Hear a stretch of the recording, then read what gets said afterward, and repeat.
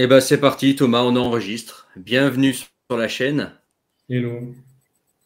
Et écoutez les gars, mettez un pouce pour remercier Thomas de venir nous partager son expérience, notamment sur la Biélorussie, pays dans lequel il a vécu.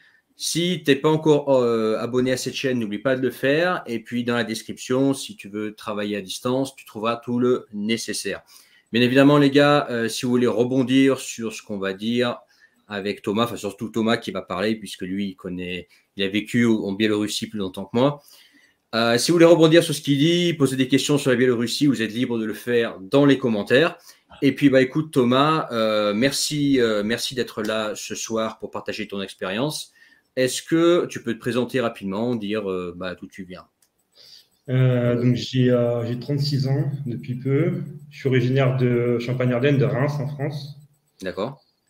Et voilà, je suis freelance, juriste de formation, voilà, en gros.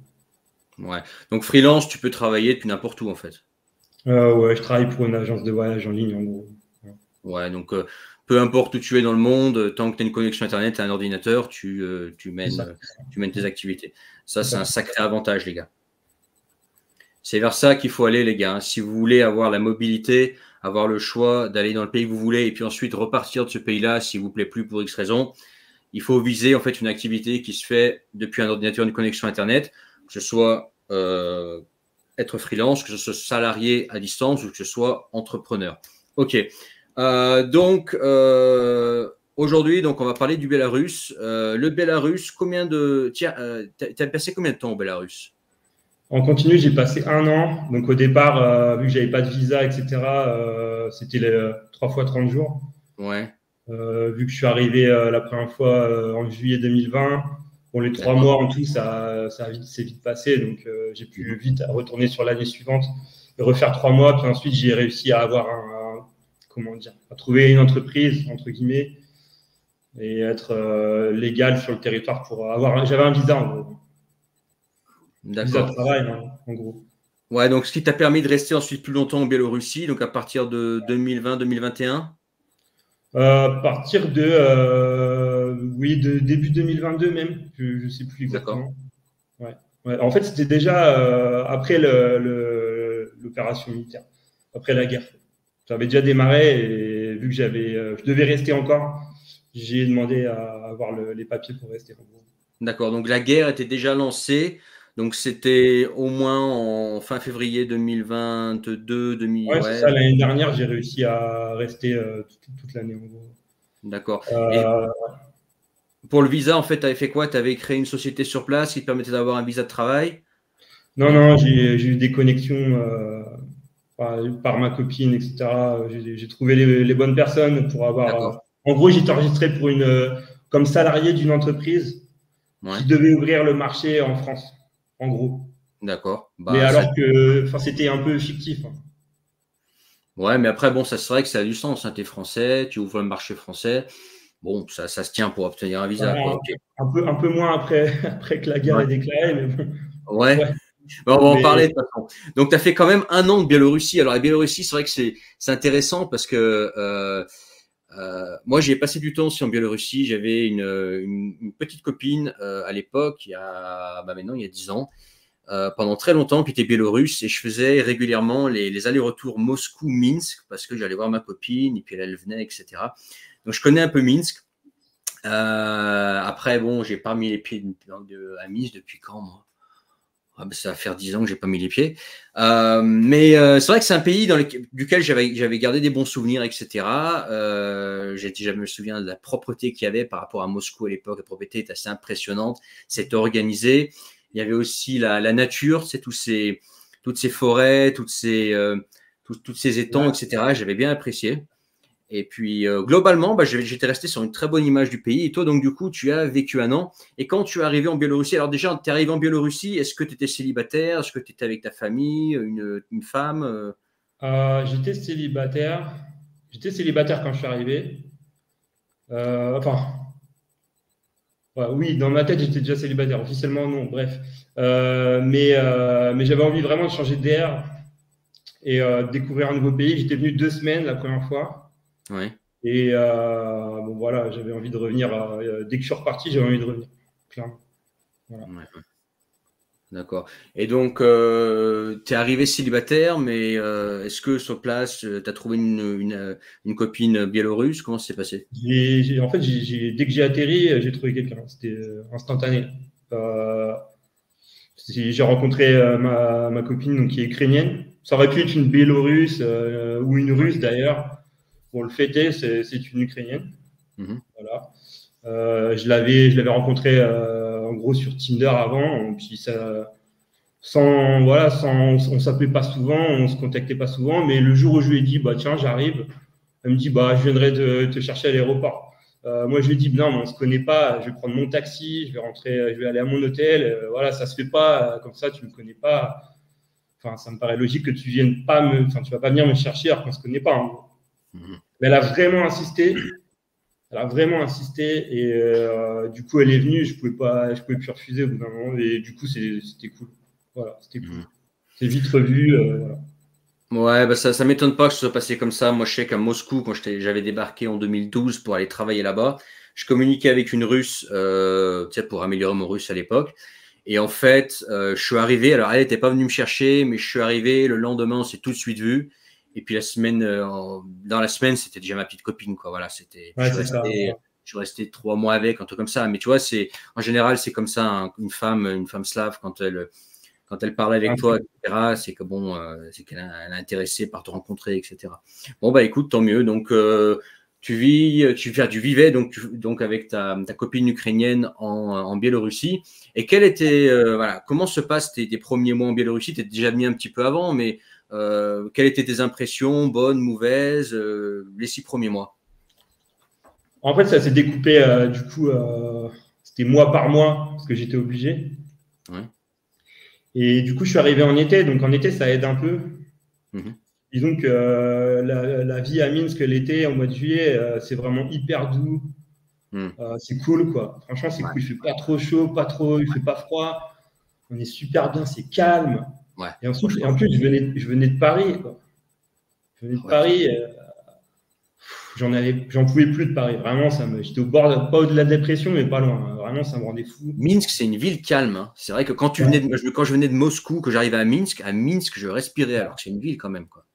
Ouais, c'est hyper aéré. Il y a beaucoup de parcs. La ville est assez grande, mais rien comparable à Moscou, je pense. Ah ouais, rien à voir. Ouais, il n'y a pas de pollution comme dans les grandes capitales. Et c'est hyper calme, hyper doux. Et après, il y a des mauvais côtés pour les fêtards. Par exemple, c'est pas une ville de fêtards, hein, clairement. Bah, t'as vite fait le tour, Minsk. Hein, c'est pas grand. Hein, t'as quelques rues principales, quelques endroits là où il y a les bars. Là. Je sais plus comment ça s'appelle. L'endroit là vers l'étang là. Ouais, la rue de la soif, quoi, entre guillemets. Ouais, t'as une espèce de rue piétonne là où c'est plein de bars. Je sais plus, c'était comme ça il y a une dizaine d'années. J'ai oublié le nom d'ailleurs. Enfin, moi aussi, mais c'était comme ça et tu arrivais là-bas. Et puis tu as un autre endroit aussi en ville où tu avais des restaurants, bars, etc. Il y a la rue principale au bord de l'étang, enfin de la rivière, la Slivos, j'ai oublié le nom. Oui. Et tu as un autre endroit un peu loin du centre, enfin entre guillemets, c'est 10 minutes de voiture, hein, mais c'est un truc un peu plus, comment dire, underground, si on peut dire ça, un peu plus décalé, en plus un peu plus graffiti, etc., avec des boîtes de nuit, des bars.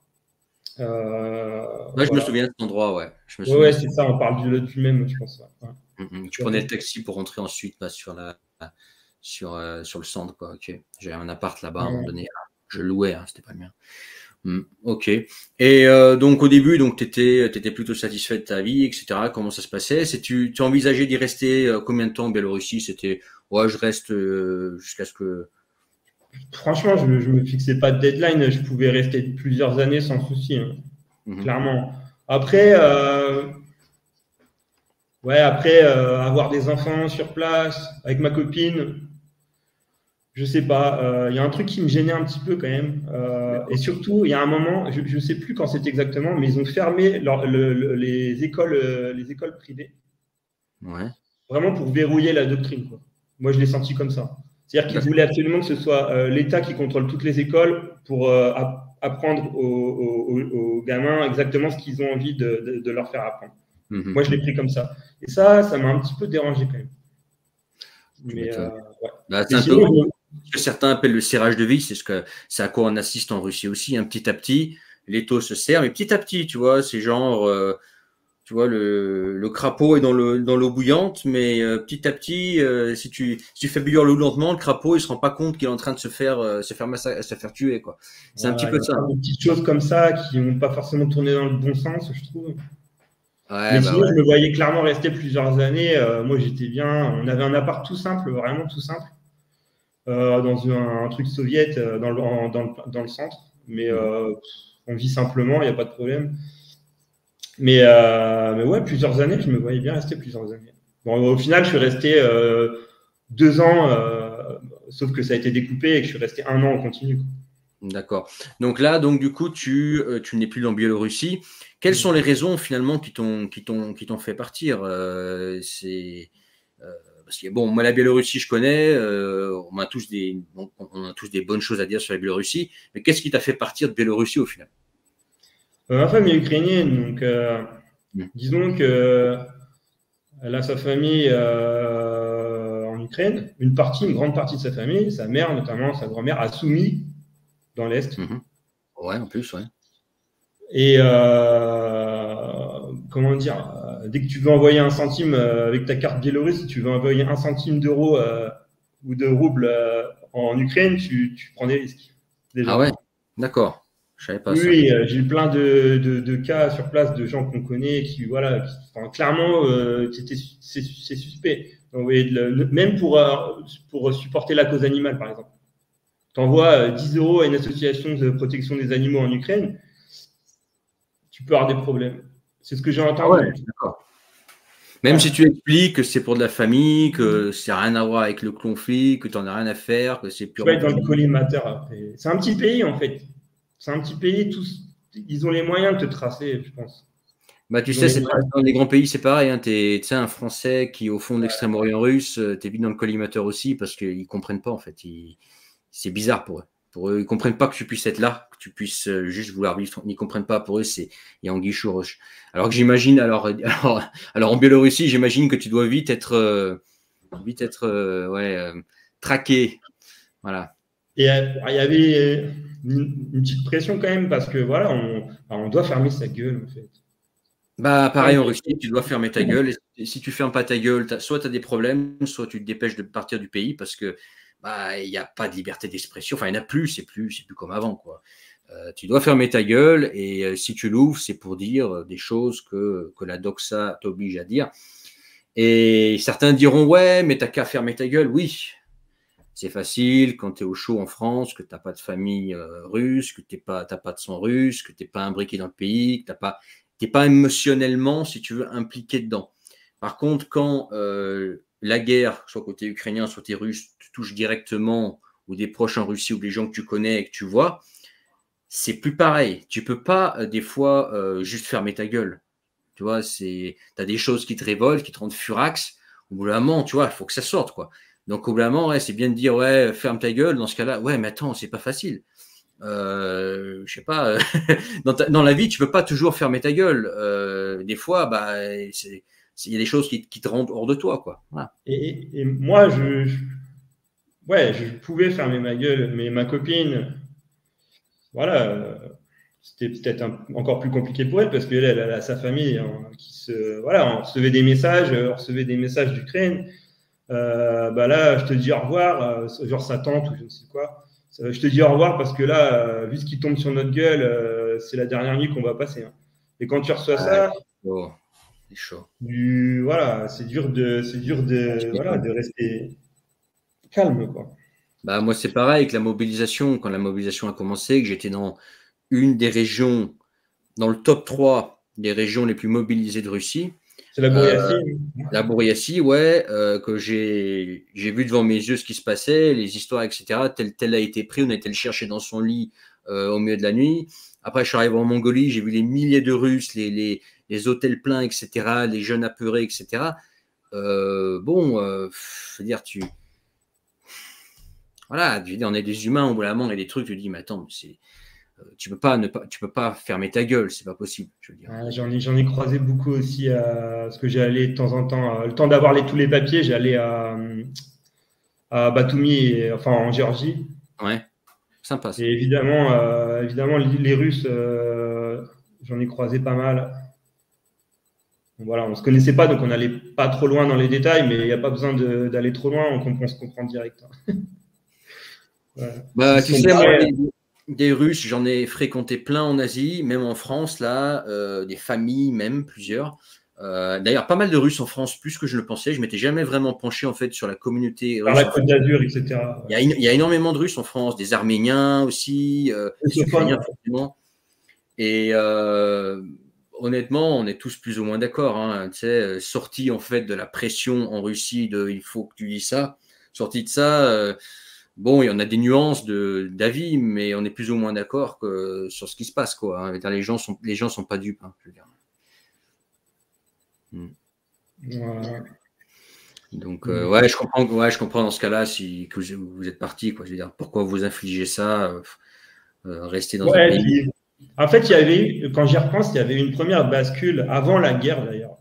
Tu te souviens quand il y a cet avion de Ryanair qui s'est fait détourner, ils l'ont détourné pour le faire atterrir à Minsk au lieu de Vilnius. Et ça avait entraîné l'annulation de tous les vols instantanément depuis et vers le Bélarus, depuis l'Europe. Tu te souviens, il n'y avait plus de vols, c'était fini. Et ça, déjà, à l'époque, ça m'avait un peu saoulé parce que moi, j'avais l'habitude de prendre mes paris Minsk avec Belavia. Et d'un jour à l'autre, je suis obligé de passer par Turkish Airlines depuis Istanbul, payer 700 €, alors je payais 200 balles avant. Et ça, je t'avoue, ça m'avait un peu saoulé quand même. Et je me disais, putain, là, il y a une régression, le pays, il régresse en fait, tu vois. Il régresse parce que tu peux plus voyager comme tu veux. Enfin, voilà, c'était chiant, quoi. Oui, c'est des éléments de liberté qui te sont enlevés, quoi. Moi, je sais que j'étais allé vivre à Vladivostok avec ma femme parce que justement, on voulait se rapprocher de l'Asie, etc. Bon, d'abord, on s'est tapé le Covid, ensuite, on s'est tapé la guerre, alors que notre but initial, déjà, c'était de rester là-bas. S'il n'y avait pas eu la guerre, je serais actuellement à Vladivostok, en Russie, en Extrême-Orient russe.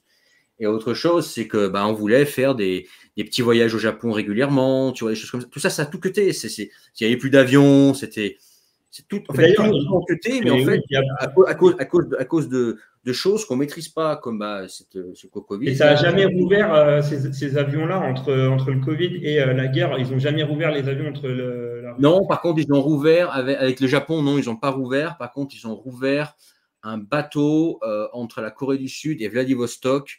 Je crois que c'était en été 2000, juste après l'été 2022, un bateau qui allait.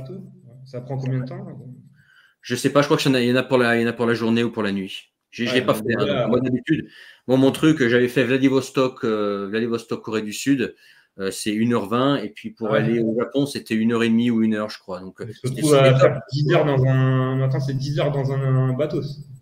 Ouais, mais plus. Je crois que c'est tu passes genre je me suis pas j'ai pas regardé dans le détail, mais c'est genre tu montes la journée, le lendemain en fait tu arrives en Corée du Sud. C'est une sacrée régression. Ouais, c'est une sacrée régression, quoi. Et puis non, et puis je veux dire même au niveau dans le pays, tu le sens, quoi, tu sens toute cette répression, etc. Même si toi tu fais rien de mal, etc.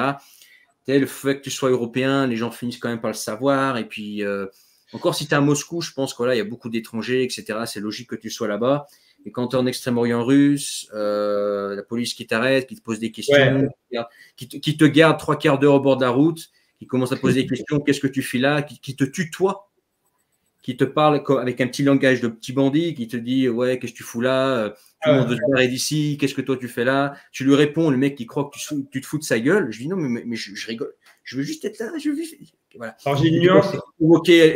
Tu fais des milliers de kilomètres parce que tu es convoqué pour aller. Je dis, mais attends, c'est ça le nouveau paradigme. Alors, écoutez, ensuite il y a eu la mobilisation. Je fais, ok, stop. Alors, au Bélarus, par contre, j'ai jamais eu ça. C'est-à-dire que les gens ont toujours été hyper bienveillants avec moi. Ouais. Les Biélorusses sont incroyables. Enfin, pour moi, c'est vraiment le peuple le plus sympa, gentil, qui ne demande rien à personne. Enfin, j'ai jamais vu ça. C'est vraiment. D'ailleurs, c'est un inconvénient aussi pour eux parce que des fois, c'est un petit peu naïf, peut-être. Je veux dire, pour moi, il y a vraiment une grosse différence entre un Russe et un Biélorusse. Mais vraiment. Ouais. Ouais. Pour moi, c'est même pas des cousins, c'est même pas des cousins, c'est totalement différent. Ils ont que la langue en commun au final. Bah, les Biélorusses, il faut dire qu'ils sont d'une gentillesse extrême. C'est des crèmes. Ah ouais, c'est incroyable. Franchement, c'est C'est des incroyable. crèmes et ils sont pas du tout, tu sais, des nerveux impulsifs comme les Russes. Tu sais, les Russes, ils partent au quart de tour, ils gueulent, ils sont impulsifs, ils sont secs. Les Biélorusses, pas du tout. Et d'ailleurs, les Russes, on les voyait débarquer le week-end avec les vols d'une heure de Moscou. Ils aiment bien venir à Minsk. Et malheureusement, ouais, des fois c'était un peu lourd. Dans les restos ou les bars, on n'entendait que à dire des grossièretés tout le temps, se bourrer la gueule et à parler mal des filles. Mmh. C'était pas. J'ai eu quelques mauvaises expériences avec eux. Ça, c'est pas. Il n'y a pas eu de bagarre, etc. Mais si moi je commençais à me chauffer, les mecs étaient très chauds pour se battre sans problème, je pense. Mmh. Et ma copine Les Russes, était là, ils ont vite le, comment dire, ils parlent le mat, tu vois, le langage, toi, vulgaire, parfois petit mafieux, etc. très Ils le parlent vulgaire, vraiment. très Voilà. vulgaire. Après, j'ai des amis russes, j'en ai rencontré même à l'étranger, etc. On garde contact, évidemment. Là, on fait une généralité, mais Bien évidemment. Hein. voilà. Après, moi, ça m'arrive de parler comme ça aussi, parce qu'il y en a certains, en fait, si tu commences à leur parler de façon polie, etc., en fait, ils te prennent pour un con. Ouais. Donc, tu sais, il faut que tu balances il faut que tu parles, il faut que tu mettes un gros mot dans ta phrase, tous les 3 mots. Tu vois? Alors, moi, je parle pas couramment russe, donc déjà. Mais ouais, c'est un autre esprit. C'est un autre esprit, clairement. Avec des qualificatifs, quand tu parles d'un truc, avant, tu mets un qualificatif vulgaire. Tu sais, pour à la place des virgules, tu mets un bliat, tu vois, ou tu mets. Ouais, j'ai appris 2-3 insultes, mais ouais. Stare sabaka, non, c'est comme ça. Vieux chien, non, je sais plus. Ça les faisait rire. Stare sabaki, non. Stare Ouais, sabaki. vieux chien, ça veut dire. Ouais. Ouais, après, il y a pire, hein, après. Ouais, je restais. Ma copine n'aime pas que je dise des insultes en russe, évidemment. J'ai pas essayé d'apprendre le reste. À part bled et souka. Ouais, moi, des fois, tu sais, il y a pas longtemps, on avait rencontré 2 familles russes ici en France. Et à un moment donné, avec un, tu sais, on commençait à bien parler. Hein. Tu sais, je commençais à utiliser le langage. Il me disait, ah ouais, toi, tu as vraiment appris le langage du petit bandit d'Extrême-Orient, toi. Tu parles comme eux, quoi. Parce qu'il y en a, en fait, tu es obligé de leur parler comme ça. Si tu leur parles en mode.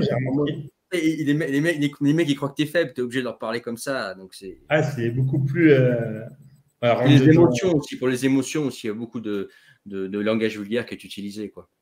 Alors moi, du coup, mon vocabulaire en russe, c'est une centaine de mots, donc du coup, je parlais vite en anglais, évidemment. Donc du coup, peut-être que ça a évité ce genre de choses. Après, moi, j'étais en Biélorussie, donc ouais, je rencontrais très peu les Russes, mais c'est vrai que le peu d'expérience que j'ai eu avec les Russes, c'était assez. J'étais resté sur ma faim, et d'ailleurs, je voyais les Biélorusses eux-mêmes, ils en ont un peu marre des Russes qui débarquent le week-end chez eux pour se bourrer la gueule et voilà. D'accord, je savais pas que Minsk était particulièrement une destination pour les Russes qui venaient se boire la gueule.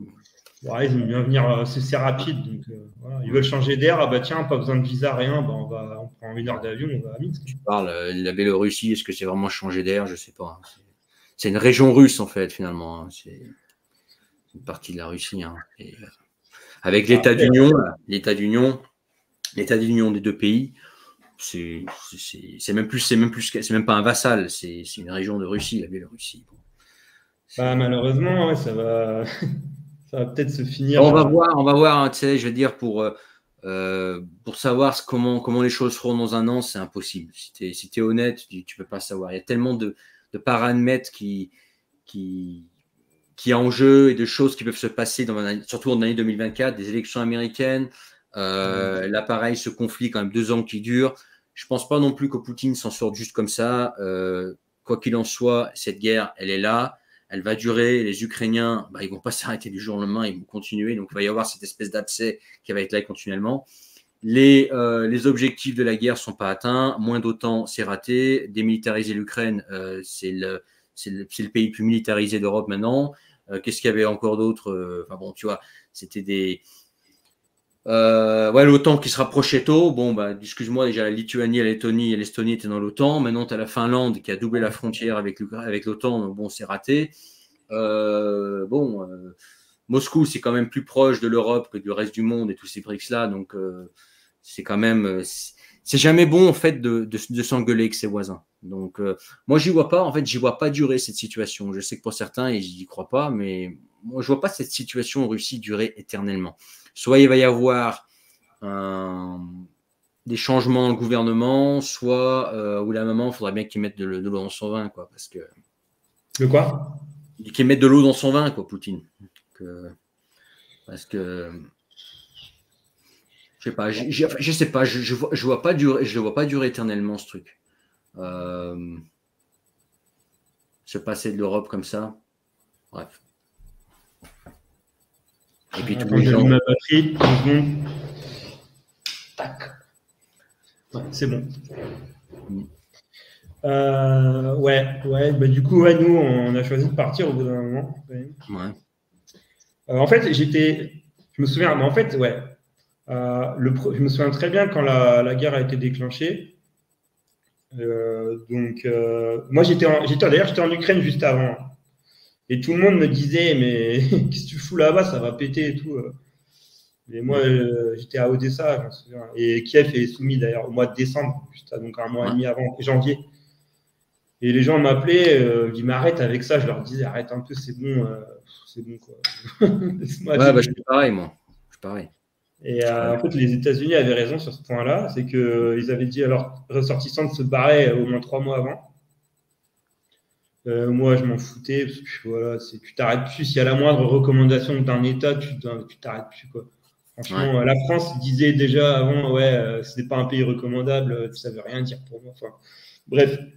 Donc, je suis revenu au Bélarus 2-3 semaines avant que ça pète. Et le jour où ça pète, j'avoue que j'étais un peu paniqué quand même. J'ai pas réagi comme certains ont réagi, comme si Simon a réagi, il s'en foutait complet, il vivait sa vie, quoi, tu vois. Moi, non, le premier jour, j'étais parano, et c'est-à-dire que je me disais, ça y est, ils vont commencer à aller chercher les gens, enfin les étrangers et surtout les westerners, enfin je suis français, ça y est, je suis target, quoi. Et du coup, le premier jour, je me souviens, ça me fait sourire maintenant, mais je regardais à l'œilleton, à la porte, comment on dit, un œil de bœuf, je sais plus. Je regardais tout le temps s'ils n'étaient pas derrière la porte pour venir me chercher, quoi, toutes les 3 heures. Et au bout de 2 jours, je me suis dit, allez, vas-y, je vais aller voir un peu tâter l'atmosphère dehors. Et je suis sorti pour voir un peu tâter l'atmosphère, aller à l'église, etc., pour voir un peu comment les gens réagissaient. Et c'est vrai qu'à l'église, j'ai vu beaucoup de gens, des locaux pleurer et tout. C'était vraiment angoissant, quoi. C'était vraiment angoissant. Et après, ça s'est un peu calmé. Bon, après, au bout de quelques jours aussi, je suis passé devant l'ambassade d'Ukraine avec ma copine. Et là, waouh, personne, mais en fait personne, parce que officiellement, si tu es à 2 devant l'ambassade, c'est considéré comme une manifestation illégale, tu vas 5 jours au trou. Ah ouais, quand même. Donc nous, on passe devant sans s'arrêter pour pas être. Et on voit personne, sauf tous les 10 mètres, un mec avec une oreillette. Voilà, je me dis, vas-y, on se casse et tout. Et c'était un peu cette atmosphère-là les premiers jours, vraiment angoissante. Et puis après, je suis parti en France, j'ai ramené quelques affaires. Ma copine devait rester encore un peu parce qu'elle devait finaliser des choses avec son job. Elle ne pouvait pas partir comme une voleuse comme ça, elle avait un très bon job, etc. Puis finalement, je suis revenu, puis on voit que ça se calme, puis j'arrive à avoir les papiers pour rester. Et au final, je suis resté de mars à novembre. Voilà. Novembre cette année? Non. Non, 2022, l'année dernière, du coup. 2022, d'accord. Ouais. Mais finalement, on a bien fait les choses, on a pris notre temps parce qu'au final, il n'y avait pas de danger immédiat à Minsk entre nous, il n'y a jamais eu une bombe, il n'y a jamais rien eu.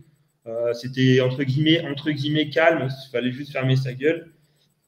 Et du coup, on a pris notre temps de faire les choses bien pour partir et choisir la bonne destination, faire les choses bien, quoi. Voilà. C'est vrai que vous n'avez pas eu une mobilisation. Et puis bon, moi je trouve que Loukachenko, il a quand même pas mal géré le truc, tu vois. Il est entre l'Ukraine et Poutine. Il doit avoir quand même. Je pense qu'il a été malin à sa façon. Il a été malin. Voilà, pour esquiver le truc, tu vois. Il a été pas con. Donc voilà. Ouais, ouais. Après, moi, c'est vrai que moi, comment j'ai vécu le début de la guerre. En fait, au début, bah écoute, moi, ça me plaisait pas trop. Moi, je me disais, bon, ça va pas durer longtemps. Donc, à la télé, bon, on me disait, bon, elle n'a pas pour longtemps, etc. Voilà. Par contre, j'ai vu les Russes autour de moi, voilà, dont certains pleuraient, hein, que j'ai vu le lendemain, en fait, de- du début de la guerre et qui pleuraient. Ils disaient, moi, j'ai des enfants, enfin, j'ai de la famille en Ukraine. J'étais à Vladivostok à l'époque. Et il en pleurait, le mec. Il disait, ouais, je dors pas de la nuit, etc. Bref, bref, bref. Et puis, moi, au début, j'étais assez serein. J'étais pas du tout inquiété, plus que bah, certains Français qui sont d'ailleurs en Russie. Et puis ensuite, en fait, bah, j'ai vu les taux en fait se serrer. Des petits trucs, tu vois, des petits trucs, des petits trucs par-ci par-là. Et puis ensuite, moi, concernant moi directement, j'ai dit, ok, là, ça commence vraiment à serrer la vis. J'aime pas les questions qui sont posées, j'aime pas l'ambiance, etc. Et puis petit à petit, je dis, écoute, on va déjà quitter Vladivostok, on va aller rentrer en Bouriatie, et puis on va voir à partir de là-bas. Parce que Vladivostok, c'est une ville militaire, tu vois. Donc en fait, tu croises des militaires de partout. Moi, je suis un passionné de bagnole, et quand je vais à des rassemblements de bagnoles, 80% des mecs, c'est des militaires. Hein. Pas très sympa. Donc, en fait, les militaires, c'est les seuls qui gagnent du pognon pour pouvoir s'acheter des voitures sportives, en fait. Donc, en fait, tu sers des paluches chez des militaires constamment, et certains que je connaissais, etc., avec lesquels je parlais. Donc, certains, voilà, je sentais que, voilà, ils voulaient pas trop me parler, pas parce qu'ils, alors que d'habitude on se parlait, parce qu'ils se disaient, enfin, je sentais comme ça vraiment. C'était, mais on se parle pas trop parce qu'après on va m'accuser de trop parler à un étranger, etc. Ça, c'était vraiment flag, quoi. Même ma femme l'a remarqué. Et donc après, on est parti à Vladivostok. J'ai senti que ça, parti de Vladivostok, je sentais que ça puait. Je voulais pas en partir. Et puis ensuite, on a vu la mobilisation. Je dis, ouais, écoute, ce pays part en live. Mais j'ai vraiment, en fait, au fur et à mesure des mois, j'ai vraiment ensuite vu l'étau se resserrer, les lois changer également. Et je dis, ouais, écoute, c'est plus le pays que j'ai connu avant, quoi. À l'intérieur du pays, notamment quand tu es courant en russe, tu sais, moi, je comprends vraiment absolument tout ce qui se passe autour de moi, etc., des nuances, etc. Donc, quand tu es, un Français que tu es en Russie, que tu ne comprends pas toutes les nuances, tu es un petit peu dans un aquarium, tu es un petit peu bercé dans ton truc, tu sais, tout le monde, il est beau, il est gentil. Alors que moi, je comprends tous ces détails et je sentais que ça allait pas. Et surtout, ne crois pas que, enfin, toi, tu le sais, que tous les Russes aujourd'hui sont, comment dire, sont contents de cette situation. Officiellement, c'est 80 ou 70% qui approuvent la situation et 20 ou 30% qui sont contre. Mais entre ceux qui disent oui, oui, oui, pour pas avoir des emmerdes, je dirais qu'il y a la moitié-moitié en fait. La société est vachement divisée en Russie. Quand tu sors de Russie, tu parles à tous les Russes. Quand tu sors de Russie, tu parles à tous les Russes, en fait, on se comprend très bien. Il y en a qui te disent clairement, non, moi je suis contre la guerre. Et puis il y en a d'autres qui clairement disent, bah, bien évidemment que c'est une connerie. Bien évidemment, on sait ce qui se passe. Mais attention, on n'en parle pas parce que même aux Philippines, les murs ont des oreilles. Il y en a un qui m'a dit, avec lequel j'ai fréquenté pendant longtemps, avec qui j'ai fait des tours de moto aux Philippines, il m'a dit, écoute, ne dis jamais où je suis, qui je suis, tout ça, pas d'emmerde. Voilà. Alors que le mec, c'était un moscovite, le mec était 100% d'accord hein, avec moi. Hein, donc bon. Ouais, mais ça a été un peu aussi. D'ailleurs, on n'a pas parlé de ça, mais il y a eu quand même eu la répression en Biélorussie en 2020. Et c'est vrai que moi, je suis arrivé pile à ce moment-là. Et c'est vrai que ça m'avait un peu marqué quand même. Mais ça ne m'avait pas touché directement, ni ma copine, du coup, qui est ukrainienne. Ouais, et puis la Biélorussie, c'était déjà un pays un peu comme ça. Tu vois, la Russie était vachement ouvert. Hein. Il y a 2 ans, moi, je considère la Russie comme un pays ouvert. Effectivement, il y avait un peu de répression des dissidents, mais c'était pas aussi violent que maintenant. Par exemple, toi, Navalny, moi, je suis pas pro-Navalny, et la plupart de ses idées, je ne les cautionne pas. C'est pas le mec. Je pense pas que ce soit le mec de la situation. Mais entre la répression qu'il y avait avant-guerre et la répression qu'il y a eu sur lui après-guerre, mais ça n'a rien à voir. C'est une autre dimension. Pareil avec d'autres dissidents, pareil avec lesquels je ne partage pas forcément des idées, mais rien que le fait qu'ils soient si durement en fait mis en prison ou condamnés, etc., alors qu'ils sont juste des opposants, déjà, moi, ça commençait à vraiment pas me plaire, quoi. Tu vois, même si j'étais pas forcément pour ces gens-là, c'est juste le simple fait qu'il y ait cette répression très forte. Ensuite, ce que tu dis, tu soulèves un point important. Tout à l'heure, tu parlais de Simon, qu'on connaît tous les deux. Ouais. Simon, il parle pas russe bien. Il n'a pas de sang russe. Il n'a pas de famille en Russie. Il n'a pas de femme en Russie. Il n'a pas d'enfant en Russie. Il a de la distance par rapport à ça. Moi, j'ai du sang russe. Ma femme est russe. Je parle russe très bien. Tu vois, je suis imbriqué dans la société là-bas, je connais beaucoup de gens là-bas, etc. J'ai des amis, tu vois, de la belle famille, etc. Toi, c'est pareil avec ta famille ukrainienne. Nous, on est directement imbriqués, on est directement concernés par ce conflit. Comment dire, on est proche de ça, tu vois. Donc, forcément, émotionnellement, nous, on est impliqués. Alors que quand tu vois de loin les choses, effectivement, tu as un regard différent parce que ça ne te concerne pas directement. Mais alors que quand ça commence à te concerner directement, là, c'est plus pareil. C'est plus pareil. Il y a vraiment un mur entre ces deux types de gens. Ouais, je ne m'attendais pas un jour dans ma vie à être confronté à ça. En fait, nous, en tant qu'occidentaux, qui avons grandi, enfin moi j'ai grandi en France, toi peut-être aux Pays-Bas. Ouais. En fait, à l'école, nous, ce qu'on nous dit à propos de la guerre c'est dans les livres d'histoire pour nous. On n'est pas préparé à ça. On n'est pas du tout préparé à ça. Du coup, c'est un peu violent quand on se prend ça dans la gueule le jour J. Et voilà, du coup, j'ai appris pas mal de choses sur les 2 dernières années. Je ne m'attendais pas à vivre ça un jour, quoi. Ouais, et puis c'est toujours pareil. Par exemple, tu vois, le conflit qui est actuellement Israël-Palestine. Moi, je ne suis pas palestinien, je ne suis pas juif et israélien. Donc, moi, tu vois, j'ai vraiment de la distance par rapport à ce conflit. Pareil. Mais probablement que si j'avais été juif ou palestinien, aujourd'hui, je me serais senti. Je ne serais pas le même, tu vois, je n'aurais pas la même approche par rapport à cette guerre. Pour moi, cette guerre, elle est lointaine, etc. Toi, je ne me sens pas émotionnellement imbriqué dedans. Alors, ce qui se passe entre l'Ukraine et la Russie, moi, oui. Moi, je considère que ça me concerne, tu vois. Donc, c'est pas pareil. C'est pas pareil, tu vois. C'est parler d'une guerre au loin qui ne concerne pas et être dedans, tu vois, assez proche, c'est pas pareil. Tu vois pas les choses différemment. Sur le nouveau conflit, je ne parle pas du tout de ça avec les gens et je ne m'exprime pas du tout. Et j'ai peur que certaines personnes me disent bah, tu ne prends pas position, ce genre de choses. J'y pense un peu. Mais en fait, j'ai rien à dire, quoi.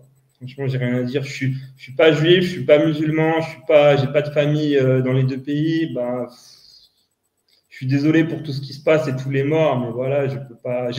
En fait, j'ai déjà mes problèmes à moi. Si je commence à trop réfléchir sur un autre problème, c'est fini, je vais devenir à fou, quoi. Franchement. Ouais.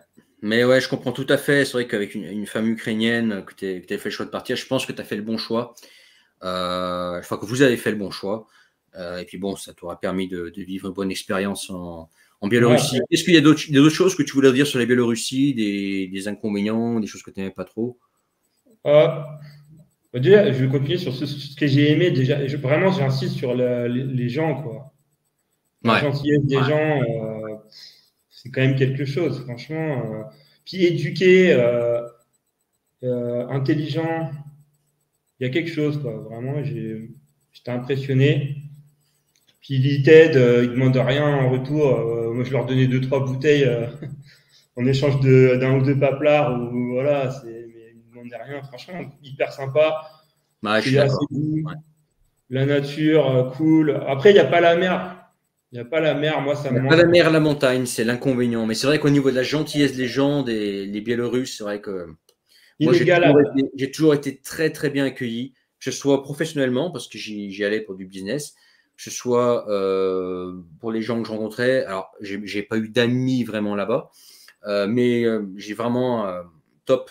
Un des peuples les plus sympas que j'ai pu rencontrer. Et pourtant, des pays, j'en ai fait plus de 50. Hein. Vrai, là, pareil, j'en ai fait une cinquantaine, donc je peux comparer.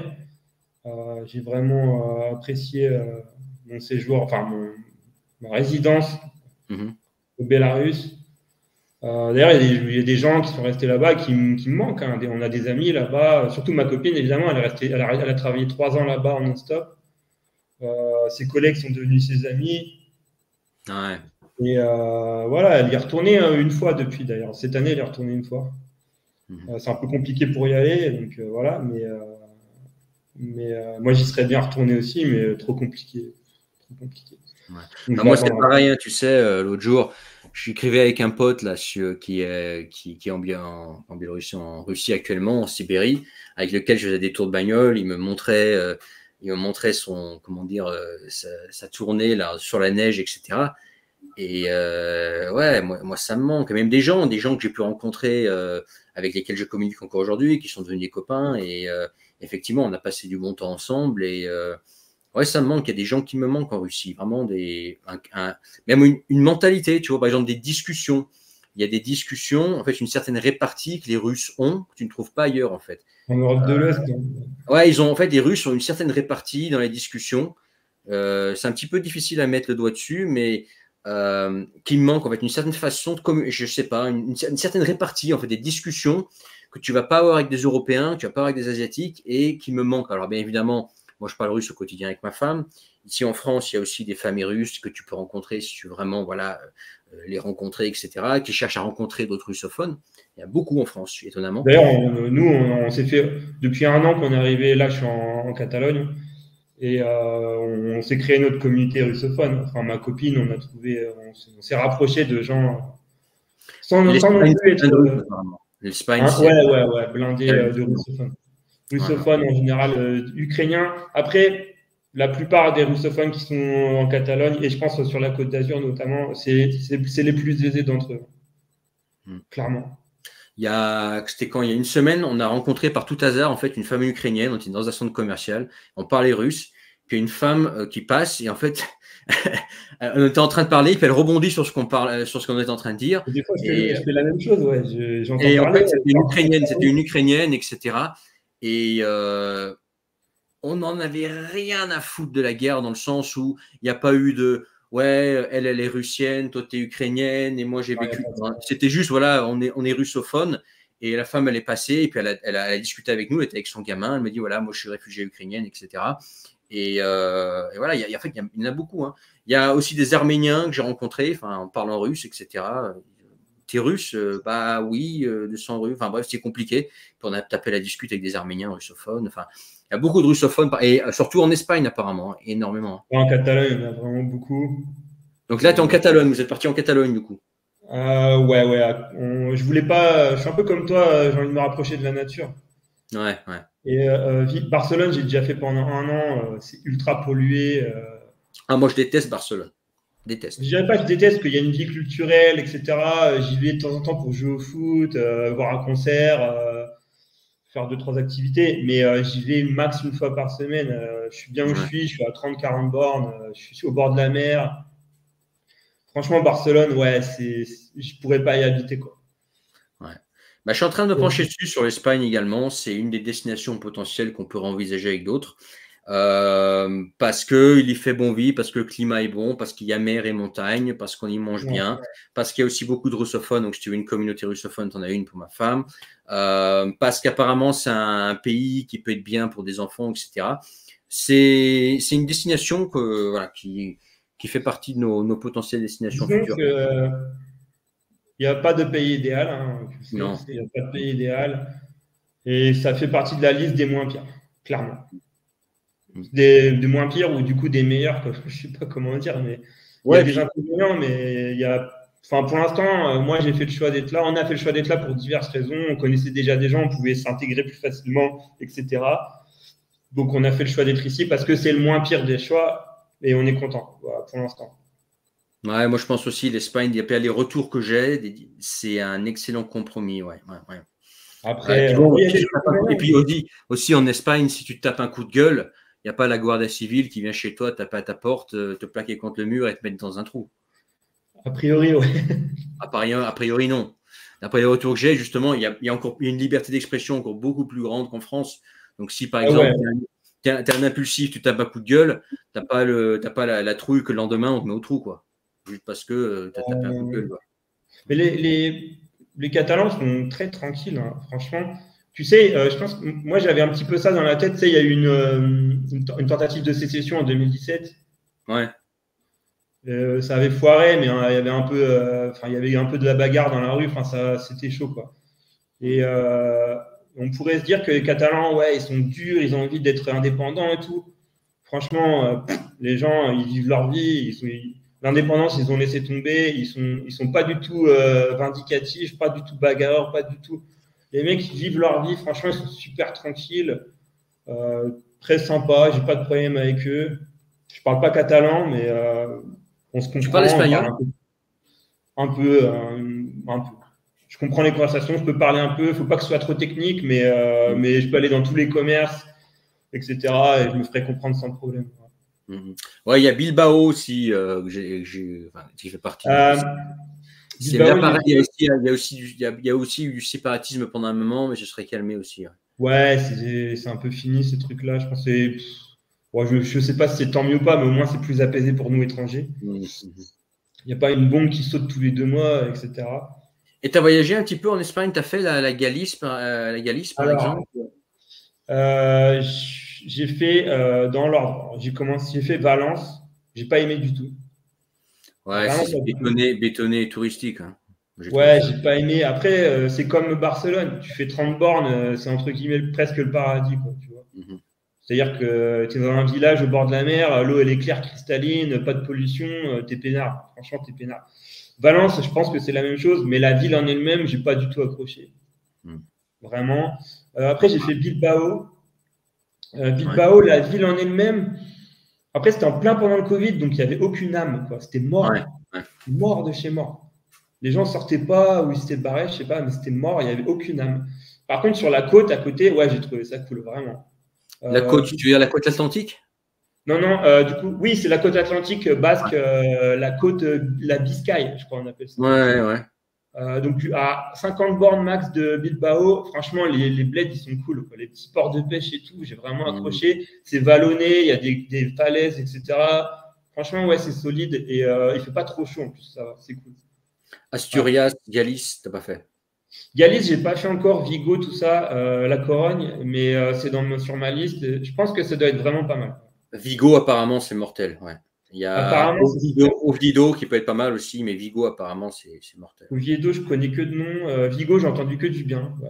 Oviedo, apparemment, c'est la gastronomie espagnole. C'est la ville de la bouffe, apparemment. Ouais. Apparemment, hein. Puis ta mer montagne, Vigo aussi, c'est vraiment pas mal. Apparemment, on est beaucoup. Apparemment, c'est vraiment pas mal. On m'a dit juste, c'est un peu la Bretagne espagnole. Il pleut beaucoup, mais au moins, tu crèves pas de chaud, quoi. Moi, ça me va bien. Moi, la pluie, ça me dérange pas tant que je crève pas de chaud et tant qu'il y a de la panne. Parce que la Catalogne l'été, franchement, cet été, j'ai vraiment souffert. Vraiment souffert. Bah, j'imagine, ouais. Moi, la Catalogne, quand j'y allais, j'y allais surtout en été. J'allais à Lloret de Mar. J'allais à Barcelone, c'est chaud. Puis le sud de l'Espagne, laisse tomber, c'est une fournaise. À Séville, par exemple, j'avais fait à Séville au mois d'août. Ah ouais. 40 tout le temps. Il faut y aller de novembre à mars. Séville, super ville par contre. Énorme centre historique. Beau. La plus belle ville que j'ai faite en Espagne, de loin. Mais pour y vivre, avec le climat, c'est quand même compliqué. L'été, il fait vraiment trop chaud. C'est invivable. Madrid, pas mal, mais pollué, loin de la mer, loin de la montagne et trop grand pour moi. Moi, je sais pas, je n'avais pas forcément bien aimé Madrid. J'avais pas détesté, mais j'avais pas aimé non plus, quoi. Ouais, j'y habiterais pas. Ouais. Moi non plus, j'y habiterais pas. Non, moi, le nord-ouest de l'Espagne, ouais. Éventuellement, ouais. Peut-être. C'est pas mal. Peut-être la Catalogne, mais pas Barcelone. Pas Barcelone. Ouais. Non, mais autour, en Costa Brava, tu as des trucs super. Hein, vraiment, la Costa Brava, ouais, mais je connais. Et t'es pas loin des Pyrénées, en plus. C'est cool. 2 heures de route max. Je l'ai fait d'ailleurs cet été pour tester. J'ai pas de voiture, j'ai pris juste un bus pour aller j'en avais marre de la chaleur. Je suis allé de Barcelone à Andorre. Ouais, je connais. Et 2 heures de bus, ça roulait. C'était de la nationale, mais ça roulait. Et tu arrives frais comme un gardon à Andorre la veille, etc. Franchement, j'ai bien aimé. C'est pas loin en fait. Un avantage aussi. T'as d'autres. Comment ça s'est fait en fait quand vous avez quitté la Biélorussie? Vous avez tout de suite décidé ensemble d'aller en Espagne ou vous aviez d'autres options en Europe? Parce que moi en fait je suis en plein dedans en ce moment, plusieurs options en Europe, mais y compris l'Espagne. Mais... moi je voulais absolument pas retourner en France, évidemment. Ma copine, voilà, peut-être qu'elle aurait pu l'envisager, mais moi c'est non merci quoi. Et du coup, l'Espagne, parce qu'on a sa meilleure amie qui est ukrainienne, mariée avec un Catalan qui était là depuis longtemps. Donc, ça a aidé pour l'intégration, ça a aidé beaucoup pour la paperasse et tout. Et puis, surtout, elle avait un travail direct. Elle avait créé sa compagnie qui était basée en Catalogne avec elle. Et du coup, tout était c'était beaucoup plus simple, quoi. Tu arrives, elle a déjà un travail, moi je peux travailler parce que voilà, elle a déjà sa meilleure pote avec son mari qui est catalan local. Bah voilà, le choix, elle est vite fait. Ouais. C'est bon, ouais. Clairement. Il n'y a même pas hésité, ouais. Ouais, vraiment. Voilà, après, ouais, pour continuer, il y a des trucs qui me manquent comme. En fait, j'avais des loisirs au Bélarus que j'avais pas en France. Dis-moi. J'allais voir des matchs de hockey, par exemple. Mais pas des matchs de hockey genre Grenoble contre je sais pas quoi. Des matchs, tu vois, la ligue russe, quoi. Tu vois, la deuxième meilleure ligue au monde, quoi. Tu vois, tu arrives dans la salle, il y a 15 000 personnes, tu as les hymnes bélarusses et tout. Ça jette, quoi. Tu vois, ça en jette. Et ça, je pourrais, à part au Canada, peut-être, et aux États-Unis, je pourrais pas le refaire. Ça, c'était cool. Il y avait des trucs comme ça. Ou faire du ski sur une piste artificielle. Dans ma région, en France, on n'a pas ça, quoi, par exemple. C'est des petits trucs sympas. Ouais, le climat en Europe de l'Est, c'est différent. Et c'est vrai que l'hiver, de temps en temps, se taper un bon moins 25, c'était vraiment pas mal, en fait. Ouais, moi j'adore franchement, les hivers sibériens, ça me manque. Moi, ce qui me manque actuellement, en fait, c'est la neige, mais pas celle de la montagne. La neige vraiment de Sibérie, là, et puis ces routes enneigées, et puis la bagnole sur les routes enneigées, et puis cette ambiance, en fait, de grand gel, d'herbe, de forêt enneigée, là, cette glace de partout, cette neige. Pas la neige fondue comme il y a dans l'ouest de la Russie, non, vraiment, là, le grand froid, là, franchement, j'adorais. Après, ouais. Moi, j'étais du coup dans l'ouest de la Russie, du coup en Biélorussie. On avait de la neige solide. Enfin, c'était quand même pas mal pendant 3 semaines d'affilée, un mois. On était bien avec 20 cm bien solide. En plus, c'est des immenses forêts de pins avec des lacs. Minsk, peut-être, ouais. Ouais, franchement, c'était vraiment cool et dépaysant pour moi en tant que Français, quoi. En tout cas, quelqu'un qui a habité comme moi dans la plaine, en Champagne-Ardenne, quoi, tu vois. Donc ça, c'était vraiment dépaysant. C'était vraiment sympa. Franchement, ça va me manquer. Après, on ne sait jamais, hein, j'y retournerai peut-être un jour. De toute façon, je veux dire, on ne sait jamais comment les choses vont changer, etc. Moi, si un jour je peux retourner en Extrême-Orient, faire ma vie tranquille, je le fais. Hein. Mais par contre, dans la situation actuelle, il n'y a même pas, c'est hors de question. Mais mon affection pour le pays en lui-même n'a pas changé. C'est juste purement politique et cette situation de merde, etc. Mais ce qui est en Russie, ce qu'elle est, ça n'a pas changé. Et, voilà, donc, mais moi, je suis comme toi, ouais, pareil. Moi, je pense qu'on va passer quelques années ailleurs, et puis en fonction de comment la vie va se faire, soit on restera dans cet ailleurs-là, soit un jour on reviendra, mais bon, je sais pas. Il y en a qui sont très positifs, il y en a qui sont très pessimistes, d'autres qui sont très positifs, il y en a qui disent ouais, ça changera jamais, d'autres qui disent ça va changer en 2024. Moi, je sais pas trop quoi en penser, à part attendre. Donc, tout est possible. Moi, je pense qu'il faut faire sa vie.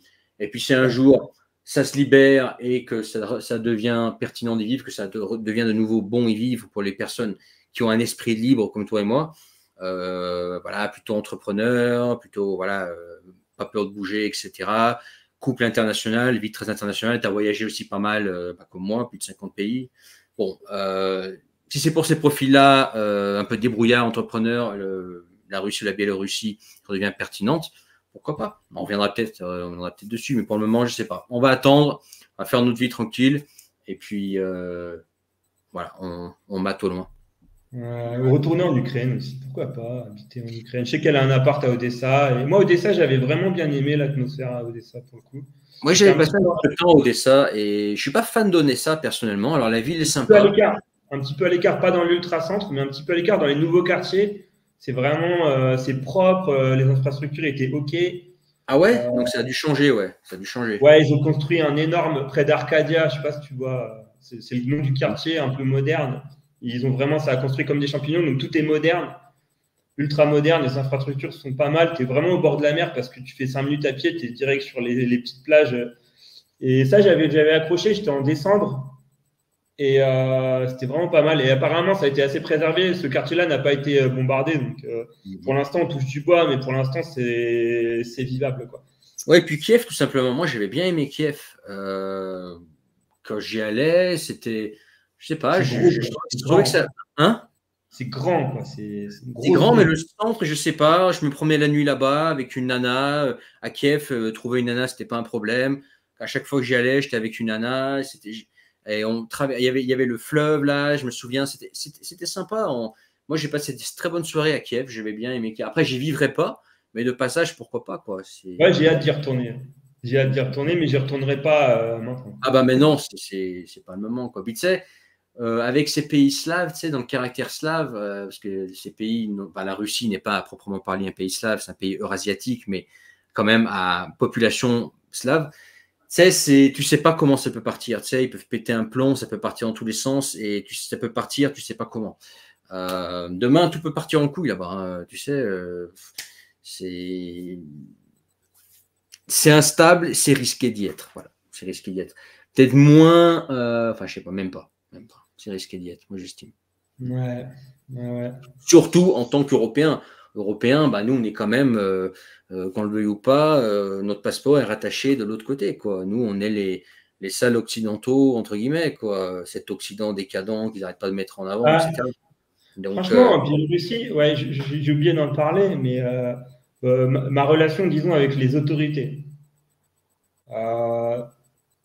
J'ai jamais eu de problème. Parce que peut-être je me suis tenu à carreau aussi. Et que j'ai fermé ma gueule. Mais dans l'ensemble, à chaque fois, je suis passé. Si, une fois, et d'ailleurs, c'était quand je suis revenu juste avant la guerre, mais en fait, j'ai compris après. Je suis revenu de Kiev. Alors, attends, j'étais passé par où? J'ai oublié, mais j'avais des tampons ukrainiens juste avant, bref. Et là, par contre, j'étais passé 10 fois avant, bonjour, au revoir. Et là, par contre, c'était 3 semaines avant le déclenchement de la guerre. Ils ont vu le tampon et je pouvais pas le savoir à ce moment-là. Eux le savaient, mais que ça allait partir en couille. Et ils m'ont pris à part. Ils m'ont pris à part. Et vraiment, ils m'ont posé 1 million de questions, mais c'est resté très poli. C'était en anglais d'ailleurs, une personne très polie, ferme, mais très polie, très correcte. Et je suis pas sûr qu'en Russie ce soit la même chose, dans le même cas. Mais en tout cas, du cas par cas. De ma propre expérience, tu peux tomber sur des gens très très sympas, corrects, etc. Comme tu peux tomber sur des gens un peu sloppy, qui te tutoient, qui sont des petits dictateurs, puis surtout avec la situation actuelle, il y en a en fait des fonctionnaires, il y en a qui se sentent pousser des ailes. Hein. Attention aussi, hein. Surtout tu sais, les mecs, au bout d'un moment, tu sais, ce qu'on appelle les petits chefs, les petits chefs, ils veulent, voilà, ils font du zèle avec leur petit pouvoir. Malheureusement, en fait, tu as des gens très corrects. Moi, d'expérience, j'ai eu des gens très corrects et des gens qui n'étaient pas corrects. Vraiment. En Russie, peut-être plus. Ça dépend. C'est du cas par cas. Je peux pas mettre tout le monde dans le même panier. Parce qu'il y a aussi eu des gens dans le passé qui ont été très corrects, exemplaires, etc. C'est vraiment du cas par cas. Après, c'est un pays tellement grand, ça dépend sur qui tu tombes. Ah, c'est différent de la Biélorussie, hein, comme on dit. Franchement, c'est différent sur ce point-là. Après, purement avec l'immigration, les gens de l'immigration, non, top. Moi, personnellement, j'ai toujours été bien traité. Je parle vraiment de l'immigration, vraiment, vraiment bien. Après, bon. Je confirme. Moi aussi, très correct, jamais eu de problème. De toute façon, dans la rue, on se fait jamais contrôler, évidemment, donc j'ai pas eu de problème particulier. Non, dans l'ensemble, j'ai jamais eu de problème, en fait. En voiture, tu te fais quand même pas mal contrôler. Hein. Moi, je me faisais arrêter en voiture. Je me suis fait contrôler une fois, ouais. Et c'est d'ailleurs, oui, c'est la seule mauvaise expérience. Je me faisais contrôler bien une fois par mois. Hein. Alors, c'était contrôle le papier, etc. Mais mine de rien, il y a quand même pas mal de questions. Qu'est-ce que tu fais là? Pourquoi tu vas par là? Alors qu'en fait, tu n'es pas censé. Tu peux leur dire, écoute, ça ne te regarde pas. Parce que si tu réponds ça, le mec, ah non, mais le mec, même si tu es dans ton droit de dire ça, le mec, il va dire, attends. Ouais, le mec, il va te faire chier. Le mec, il va te faire chier. Mais moi, je me faisais quand même arrêter en voiture. Parce que je roulais beaucoup en voiture. Hein. Je faisais 25 000 km par an. Donc, je me faisais pas mal arrêter et à chaque fois, faut expliquer qu'est-ce que tu fais là, machin. Tu n'avais pas de passeport russe à ce moment-là, ça Non, j'aurais pu l'obtenir. J'étais je sais, à deux doigts. J'étais en permis résident permanent. Et bien justement, au moment où je devais obtenir le passeport russe, je devais finaliser le truc, la guerre a commencé. Donc, j'ai attendu. Il vaut mieux pas l'avoir à ce moment-là. Et en fait, surtout quand tu es enregistré en Bouriatie, faut mieux pas l'avoir, je pense. Parce que, et puis, tu sais, les Russes, ils ont une mentalité, Ah ouais, tu viens d'avoir le passeport russe, et ben tu sais quoi, mon petit, tu vas aller nous montrer que tu le mérites, ce passeport russe. À quel point il est patriote. Non, Patriote. non, c'est même pas une blague. Ils ont cette mentalité-là, tu vois. Donc, encore, je pense que si tu es à Moscou, tu es au milieu de tous ces expats, etc., ils vont pas trop te toucher. Et puis, tu sais, ils essayent d'épargner, tu sais, par la mobilisation. De toute façon, les Russes le savent. Ils ont épargné au maximum Moscou, au minimum fait de dégâts à Moscou, au minimum fait de dégâts à Saint-Pétersbourg, justement pour éviter que la petite bourgeoisie soit trop touchée par cette mobilisation à Moscou. Mais quand tu es en Bouriatie, au Daghestan ou au fond de l'Extrême-Orient, crois-moi, c'est pas pareil. Okay, des potes j'en ai dans différentes villes de Russie. On en a bien parlé. Je peux te dire que c'est pas folichon non plus. Hein. Ils aiment bien mettre en avant, ouais, il y a autant d'Ukrainiens qui ont été tués, mobilisés, etc. Oui, mais n'oubliez pas qu'en Russie, c'était pareil aussi. Hein, la mobilisation, elle n'était pas sainte non plus en Russie. Hein, et les mecs qui vivent à Moscou, ils se rendent pas compte. Voilà. C'est les élites qui ont échappé à ça. Et c'est pareil en Ukraine aussi. Les gens que je connais ici, c'est ceux qui ont le plus de moyens. Et de temps en temps, j'essaye de les titiller un peu gentiment sans franchir la ligne rouge en leur disant, mais comment tu as fait pour partir? T'es pas censé partir. On sait comment ils ont fait pour partir. Et direct, mais je leur demande très subtilement et direct. Et non, mais t'inquiète, on a tout fait dans les règles et tout. J'ai envie de leur dire, mais allez, t'as donné 10 000 sur la table et t'es parti. On sait très bien comment ça se passe. Bah oui. T'as mis 10 000, mais je leur dis pas, mais je le sais, on se comprend. Il n'y a pas besoin d'en. Bref, alors, mais tant mieux pour eux. En Russie, c'était pas forcément comme ça, c'est-à-dire que ceux qui étaient mobilisés, tu avais des mecs qui avaient du boulot très correct, etc. Même des bons boulots, mais c'était vraiment par zone, quoi. C'était vraiment par zone et puis ouais, moi je les ai vus, hein, tu sais, en Mongolie, je les ai vus tous ces milliers de petits Russes. Certains n'ont pas 25 ans. J'ai vu leur regard, j'ai vu la peur dans leur regard, j'ai vu comme ils étaient effrayés de retourner en Russie. Les soirées jusqu'à 1h du matin à discuter avec eux dans les hôtels en Mongolie, etc. Voilà. Et moi, je me sentais touché parce que, voilà, moi, les Russes, c'est un petit peu ma famille. Tu vois ce que je veux dire? Moi, je suis fier de mes origines russes, tu vois.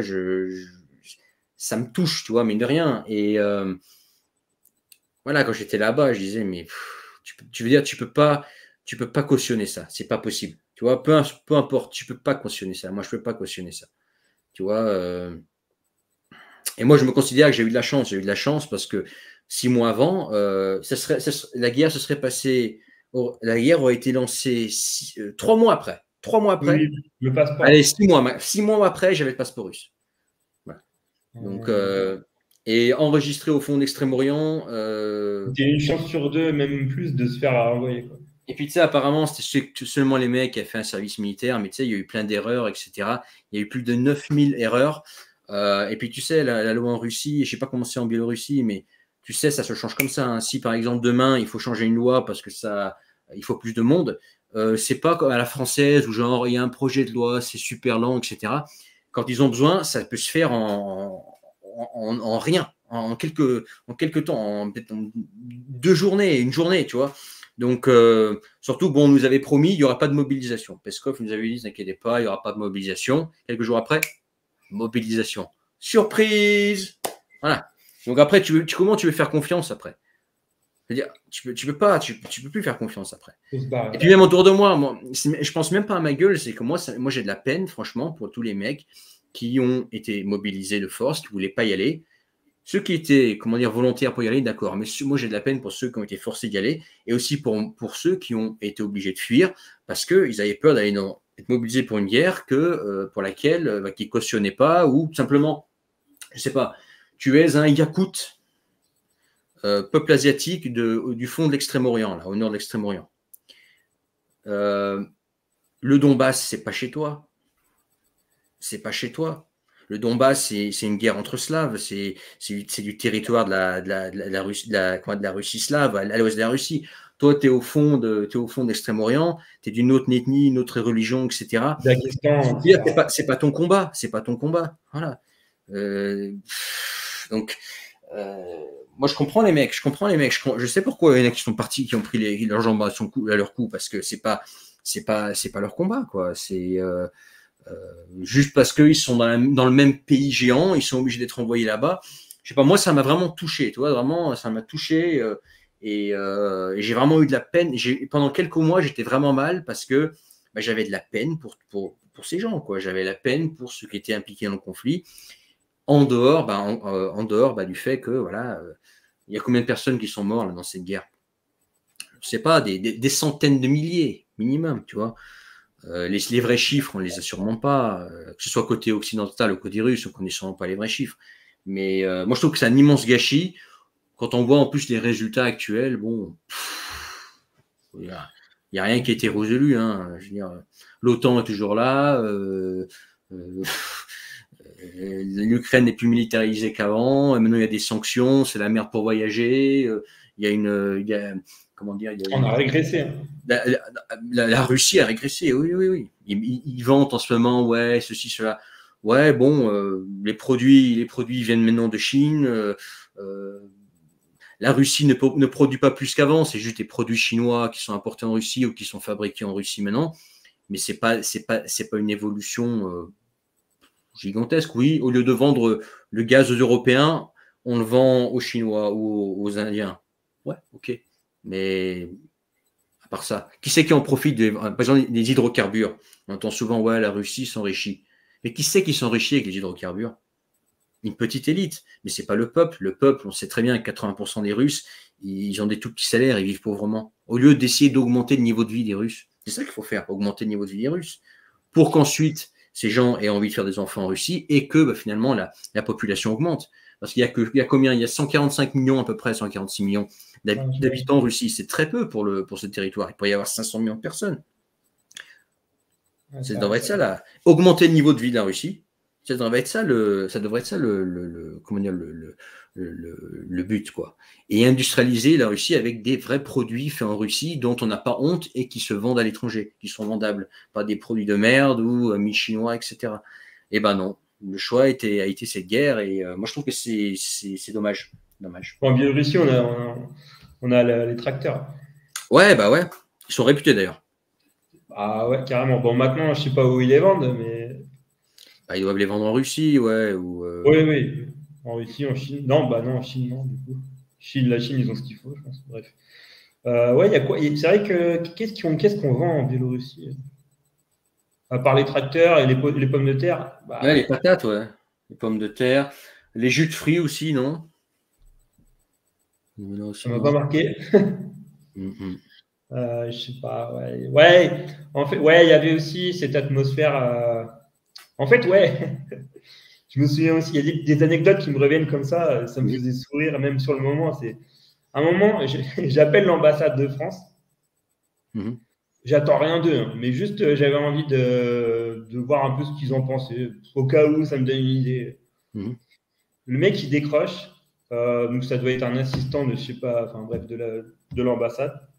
Un soir, au début de la guerre, il me dit, monsieur, vous êtes à Minsk? Je dis, bah oui, je suis à Minsk. Il me dit, monsieur, il faut partir, il n'y a aucun navire dans ce pays. Ça m'avait fait sourire. Il n'y a aucun avenir. C'est toujours pareil, ces pays-là, la Russie, la Biélorussie, c'est bien si, comme toi et moi, tu travailles à distance. Tu as soit un business sur Internet, soit tu es freelance et tu gagnes une devise forte. Après, si c'est pour aller trimer là, pour 40 000 roubles par mois en Russie et vivre dans ta petite panelka pourrie, voilà, quel intérêt, quoi, je veux dire. Ouais, les locaux, ouais, si tu gagnes 1 000 $ par mois, t'es bien, déjà. 80% des Russes, c'est de la survie. Hein. Ils survivent. Ouais, je pense qu'en Biélorussie, c'est un petit peu la même chose. Mais le niveau de vie était un petit peu plus élevé, je pense. Je ne sais pas, mais moi j'avais l'impression à l'époque qu'en Biélorussie, il y avait quand même une plus grande classe moyenne. C'était plus lycée. Ouais, je pense quand même. J'y suis pas allé en Russie. En Russie, c'est vraiment des extrêmes, quoi. C'est genre le top est milliardaire, multimillionnaire. C'est une toute petite part de la population, et puis le reste, ça dégringole vite. Puis 80% de la population, c'est même pas 400 balles par mois. C'est c'est. Alors qu'en Biélorussie, j'ai quand même l'impression, quand tu vois les bagnoles, tu vois le train de vie, qu'il y a. À Minsk. À Minsk, il y a une plus grande. Après, chez les paysans, non, mais il y a quand même une plus grande classe moyenne, j'ai l'impression. Ouais, c'est très middle class. Il n'y a pas C'était, de enfin, grande plus pauvreté. simple. C'est plus simple. Ouais, ouais, à ce niveau-là, la société me paraissait plus saine, plus juste à ce niveau-là. Après, Ouais, je pense aussi. D'après parce que j'ai pas fait la Russie, j'ai pas eu l'occasion d'y aller, t'as pas malheureusement. été. Bah, j'ai pas pu faire les demandes de visa avant que la guerre, etc., se déclare. Et après la guerre, la question ne se posait plus. Ouais. Et ouais, j'ai pas eu l'occasion. J'ai pas eu l'occasion. Mais un jour peut-être. Un jour. Je sais pas quand. Ouais, ça presse pas, hein. On va déjà attendre comment va se finir ce conflit, s'il se finit. Mais toi, le conflit nervé éternel façon de Corée, là, c'est pas écarté. Hein. Voilà. Ce serait un peu triste. Ça serait triste, ouais, ouais. Non, et puis surtout que la plupart des gens en Russie sont des gens bien, tu vois. Il y a toujours des connards, etc., des extrémistes, etc. Partout. Mais la plupart des gens en Russie sont des gens tout à fait bien, voilà, qui ont pas besoin de cette guerre, qui avaient tous sauf besoin de ça. Surtout qu'on était bien parti en Russie. Ça avançait lentement vers du bon, mais il y avait plein de choses qui allaient pas, mais ça allait. Alors que là, bon, bref, on verra. Ouais. Est-ce que tu voulais rajouter encore autre chose? Non, je pense qu'on a à peu près tout dit. Je regarde un petit peu, j'avais pris quelques petites notes au cas où, parce que j'oublie toujours de parler de certaines choses et après je regrette. Ouais, on en a parlé tout à l'heure. Ouais. J'avais pas T'étais évoqué. passé, en fait, pour que les autres, t'étais passé chez Simon Vesperini, c'est ça? Ouais, ouais. Alors, il y a 2 ans, je pense, environ. Ouais, t'étais passé chez lui, je crois. Hein. C'était, il me semble, hein, la vidéo. Ouais, j'étais passé chez lui à Minsk. Ouais, mais je me Je vais voir souviens. Simon s'il nous regarde. On n'a pas vraiment la même vision des choses, mais pour les raisons que tu as évoquées avant, parce que il est beaucoup plus indépendant, entre guillemets, délié du conflit, etc. Donc, C'est pas comparable. tant mieux pour lui, à la rigueur. Et ouais, j'ai une anecdote qui me revient aussi. J'ai attrapé le Covid à Minsk. Et moi, j'ai pas eu de chance que j'étais hospitalisé. Vraiment, j'étais mourant. Quoi. Ah ouais. Ouais, j'ai pas eu de chance. C'est pas pour autant que je suis pro-vaccin après. Hein. Moi, je m'en fous du vaccin. Je l'ai même pas fait cette année. Je m'en fous. Ouais. Mais du coup, j'ai pu avoir la full expérience Covid à l'hôpital à Minsk. Ouais. Et franchement, bah là aussi, le personnel soignant, il m'a impressionné. Franchement, j'ai été traité vraiment comme un roi malgré la barrière de la langue. Le médecin venait personnellement me voir et franchement, ça se voyait qu'elle voulait m'aider, mais ça transpirait la bienveillance, quoi. Tu vois ce que je veux dire? Et ouais, le séjour à l'hôpital, même si c'était un très mauvais moment, j'ai galéré, quoi. Le personnel soignant, gros respect. Je pense pas que j'aurais la même attention si ça m'arrivait en France. Hein. Clairement. La même bienveillance. Donc ça aussi, ça m'est resté. D'ailleurs, je vais essayer de retrouver le nom du médecin. Peut-être qu'un jour, j'essaierai de la remercier à ma manière, parce que j'ai pas pu. Mais elle mérite, mais plus que mes remerciements, quoi, clairement.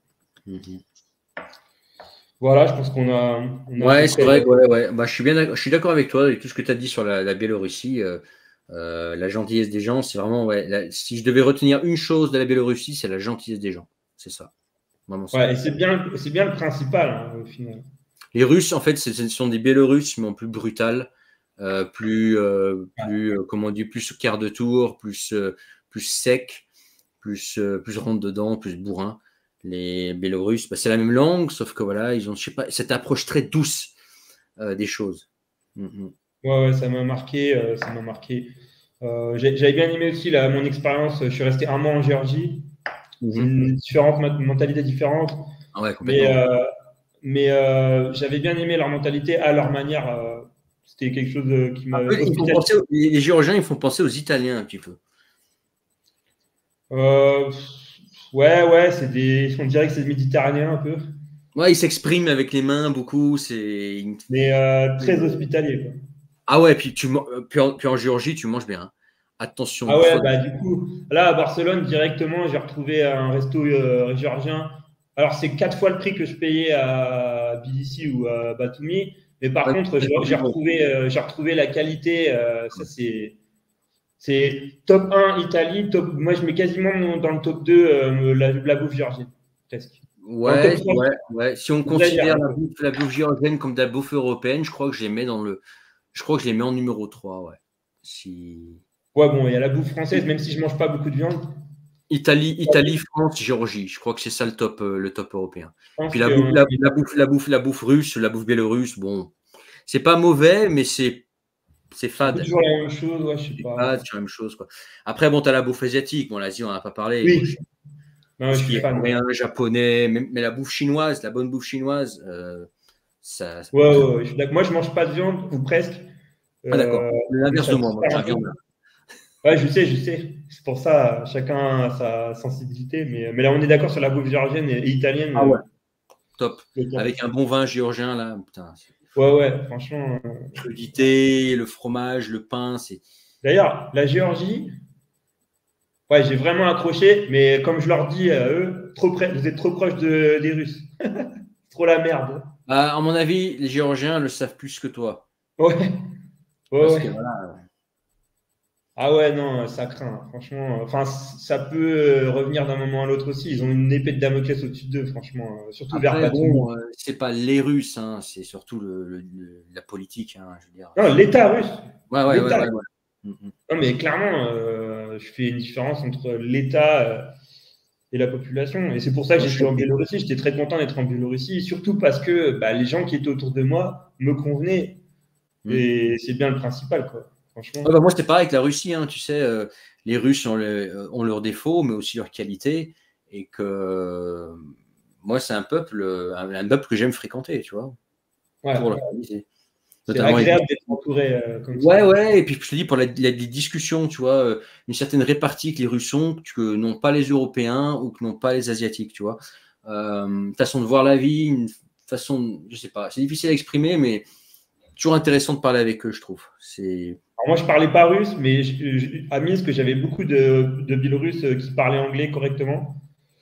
Et même des fois, avec des gens qui parlaient pas du tout anglais, on arrivait à se comprendre avec les petits mots à droite à gauche. Et puis après, voilà, si la personne est gentille, il y a une alchimie qui se fait automatiquement quand même. Voilà, avec les animaux et tout, on a cette passion pour les animaux, tout de suite ça va nous rapprocher. Toi, c'était les voitures, même si tu parlais russe, les voitures ça a aidé à rapprocher. Moi, c'était la voiture et la pêche. La pêche, j'allais à la pêche. Tout de suite, en fait, tu avais d'autres pêcheurs, en fait. Tout de suite, en fait, tu te parles, en fait, à la pêche. La pêche, tu te fais des potes. Si tu veux te faire des potes en Extrême-Orient russe, tu vas à la pêche ou tu vas au rassemblement de bagnoles le soir. Là, tu vas te faire des potes tout de suite, quoi. Voilà, apparemment, c'est plus l'armée qui vient faire les rassemblements de voitures, tu m'as dit. Ouais, parce qu'en fait, les mecs de l'armée en Extrême-Orient, c'est ceux qui ont la thune. D'ailleurs, en Bouriatie, en fait, ceux qui en général font des grosses prépas. Alors, pas tous, hein, tu as aussi des entrepreneurs. Mais ceux voilà, qui ne sont pas trop entrepreneurs, en général, ce sont des militaires, et certains assez gradés d'ailleurs. C'est eux qui ont l'argent pour s'acheter des voitures, les gonfler, payer l'essence, l'entretien. Donc, effectivement, dans tout ce qui est automobile, les militaires sont plutôt très représentés, ouais. Et voilà. Hein. Puis après, évidemment, on n'en a pas parlé, mais les femmes, voilà, les Biélorusses. Moi, je suis avec une Ukrainienne, mais en toute honnêteté, pour moi, les plus belles femmes au monde sont ukrainiennes, mais les plus douces et comment dire agréables, etc. Je pense que les Biélorusses sont plus malléables et plus sympas entre guillemets que les Ukrainiennes et les Russes. Mais c'est moi, j'ai eu quelques Biélorusses, dont une pendant pratiquement 6 mois. En fait, ce que j'en retiens des Biélorusses, c'est elles étaient dans le. J'en ai eu combien? J'en ai pas eu des centaines. Hein. J'en ai eu peut-être, je sais pas, 4-5. Ouais. C'est qu'elles étaient dans la volonté, elles étaient attentionnées par rapport à leur mec. En fait, elles se souciaient que tout aille bien pour toi. En fait, elles voulaient que tu arrivais, soit tu louais un appart, soit tu arrivais chez elle. En fait, elles se souciaient de toi, elle avait déjà préparé à manger. Plus intimement, en fait, elles se souciaient que toi. En fait, elles étaient vraiment souciantes. Il y avait ça. Moins égocentrique que l'Ukrainienne ou la Russe. Ouais.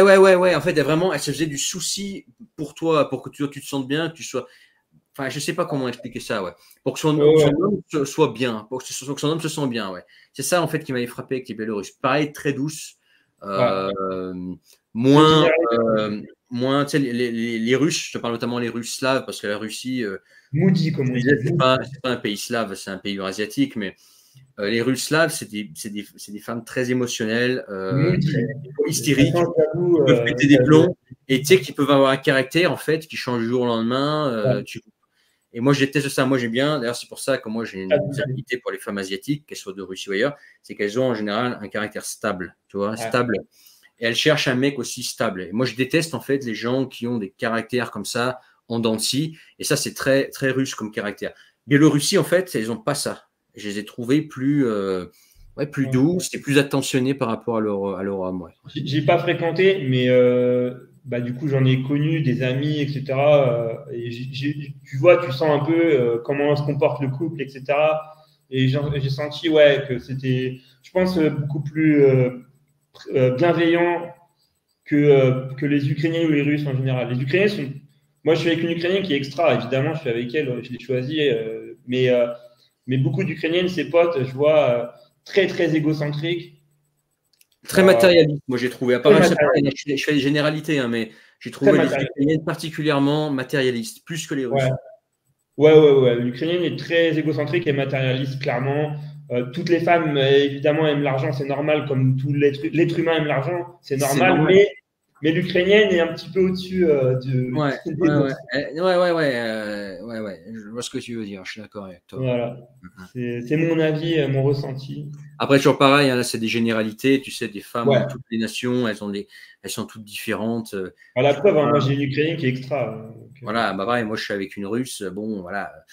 Euh, ça fait 10 ans, ça va faire là 10 ans, le début de l'année prochaine que je suis avec elle. Bon, si je suis resté avec elle, c'est qu'il y a une raison, tu vois. Mais Ouais. ça ne m'empêche pas de dire qu'en Une général, elle tendance. peut avoir du caractère. Ouais. Une tendance. Ouais. Ouais. Une tendance générale, ouais. Ok, bon, bah Voilà. écoute, je crois on a bien fait le tour. Les gars, n'oubliez pas les pouces, hein, ceux qui sont restés jusqu'au bout, et de vous abonner à cette chaîne. Dans la description, si vous voulez travailler à distance, bah, comme fait Thomas et Koublaï, en fait. Ce qu'on fait, bah, c'est travailler à distance pour pouvoir choisir notre lieu de vie, bouger quand on a envie, aller dans un pays, en repartir quand il faut. Bah, c'est dans la description, la suite, si vous voulez savoir plus là-dessus. Et toi aussi, qui m'écoutes, pouvoir travailler à distance. Laissez vos commentaires sur ce qu'on a dit, réagissez. Et puis, bah, écoute, je crois qu'on a tout dit. En tout cas, merci encore à toi, Thomas, d'être passé, d'avoir partagé, d'avoir pris le temps de partager ton expérience en Biélorussie. Tout le meilleur en Espagne. Je pense que vous avez fait le bon choix et je pense que l'Espagne, d'après mes renseignements actuels, c'est effectivement une alternative pas mal du tout. Et puis voilà, on va voir un petit peu avec la Biélorussie, Russie, comment ça va se terminer. Et puis voilà, je crois qu'on a fait le tour. Tu voulais rajouter quelque chose encore? Non, bah merci à toi. C'est toujours sympa d'échanger sur ce sujet. Et voilà, je souhaite le meilleur pour tout le monde et qu'un jour ça aille mieux quand même, quoi. Voilà. Ouais, je pense que c'est une question de temps, on va espérer. Bon, bah écoutez, à bientôt sur la chaîne. Merci Thomas. Et puis bonne soirée. Nous, c'est la soirée. Peut-être bonne journée à vous.